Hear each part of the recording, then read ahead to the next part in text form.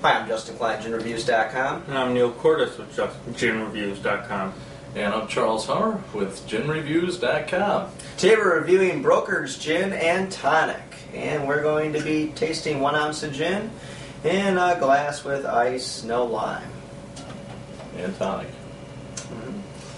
First thing I want to point out, the hat on the bottle. Yep. Bowler's hat, classic for a English gentleman. Distinctly being able to identify anywhere you go, and they wanted to be able to put to a gentleman kind of trader, kind of give you that London-esque feeling with it. So you notice there's a guy on the front of the bottle with a bowler hat as well as a umbrella. So it's a classic London gin. What you see is what you get, but we were so curious about the gin and tonic, and we're going to find out today what we think of it. So kind of marketed more towards the gentleman's gin. The gentleman's gin. The gentleman's gin. We'll call it the gentleman's gin. Let's go ahead and see what it smells like. I think so. 10 natural botanicals, so we'll see. I don't smell anything at all. Wait. There's just a hint. It's like they open the door and I'll tell you to come on in.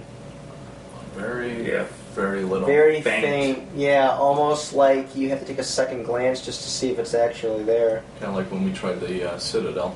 Yep. Yeah. So, bottoms up, John. Bottoms up. All right.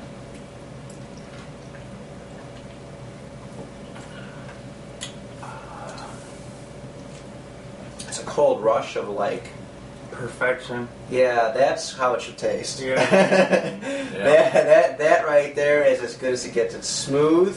It's got just a faint hint to it, and you could drink several of these. I think this is probably This one is dangerous. This is probably the best gin and tonic we've had yet. Yeah. I just want to say, on the other ones, you kind of, you taste the tonic or you taste the gin, and they kind of mix. They don't mix right together. Yep. This, the entire drink, it's one constant taste. It all mixes right together. Absolutely. Smooth, tastes great. Absolutely. Nothing's conflicting with each other here. Mm-hmm. I don't even know if you could improve this, because it's the perfect balance. Everything with it flows together. You give this to somebody, it'd have to be the best gin and tonic they've ever had. Yeah. Mm-hmm. Aftertaste, just like same as the taste that you've tasted first. It tastes the same way all the way through. I'll say right now one word I would use to describe this: consistent. Perfection. Excellent. Yeah. Excellent. I'm going to give it my 10 out of 10. 10 out of 10. 10 out of 10. Definitely. Yeah. I mean, you try this and nothing else compares. I mean, this is just the way it needs to be. Yeah. Every time. The only thing I could say about this one is maybe just a really small piece of lemon or a small piece of lime, depending on what you like. Yeah. I can't see it. I don't need it personally. I don't either, but you can if tweak you like it. Yeah. You can tweak it just a little bit, and it wouldn't ruin it. It's almost like they give you, 440 surgical steel, and they say you can make whatever you want out of it. And I think this is versatile enough to be able to be melded any way you want with it. It's just, if this is what it had, and I know Neely did the drink alone, we really liked it, with gin and tonic. These guys know what they were doing. Yeah. And I can see they've got an award on it, the world's best tasting gin, right there. You see awards all the time. This is an award that I could actually agree with, because the gin tasted great. This is good. This is a classic English gin. This is how it should be done, and I think everybody else needs to point an example. One thing I do want to point out is they say that the perfect combination for alcohol is 47%. It's got it. 47%? For gin, Really? yep. Really? Wow.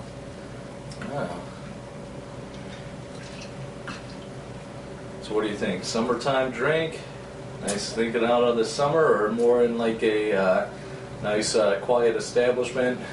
I'm thinking this would be More relaxed by the fireplace? Good introductory drink to anybody who says I don't like gin. I think this is smooth enough to get away with that, and I think this would be enough to fool somebody if you put it into a cocktail. So the versatility alone, you could drink it anytime you wanted, morning, noon, or night, not a problem. It can do anything. It's kind of like like the Green Hornet of gins. They go in the morning to gin. It's up to your imagination what you're able to do. I'm going to go with it since it's being from London. It's not really a summertime drink. You know? Yeah. I'm amazed. Yes. I got more of the by the fireplace type feeling with this one. Absolutely. Just kind of in a nice gentleman's club, maybe with a cigar.